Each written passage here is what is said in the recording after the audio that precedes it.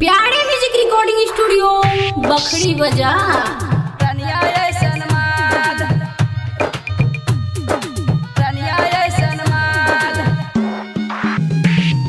छौरिया के शादी में छोरा से होले बवाल, छौरिया के शादी में छोरा से होले बवाल। नीतीशवा से फंस गेलै रनिया ऐसन माल, रे नीतीशवा से फंस गेलै रनिया ऐसन माल। छौरिया के शादी में छोरा से होले बवाल, छौरिया के शादी में छोरा से होले बवाल।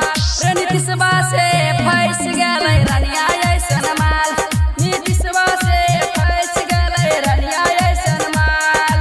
गोलू बाबू मीरगंज, गोलू बाबू मीरगंज, रनिया ऐसन माल। म्यूजिक भाई प्यारे जी नाचले आयल रहे छौरी नेपाल से, बच के ना जैते छौरी विपेंद्रा के जाल से। नाचले आयल रहे छौरी नेपाल से, बच के ना जैते छौरी विपेंद्रा के जाल से।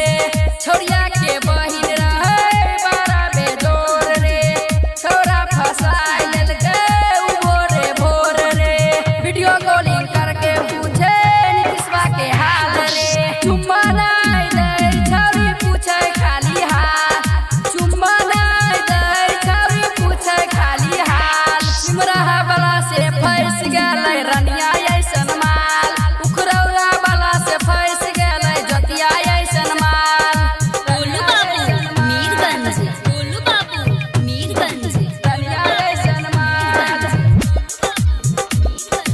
म्यूजिक भाई प्यारे जी फटके लालिए कर लागे रसीला, लगबै छै फेरव लवली होइ छै गाल पीला, होइ छै गाल पीला।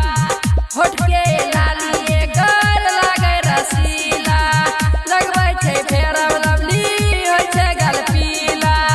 जवानी जोतिया के लागे छै टाइट, देखी के छौरा करे सुसाइड। बादल बदर दिन निर्दसबो के बिगाड़ देलकै हाल, कमली छौरी कुर्सितबो के बिगाड़ देलकै हाल, कमली छौरी कुर्सितबो के बिगाड़ देलकै हाल।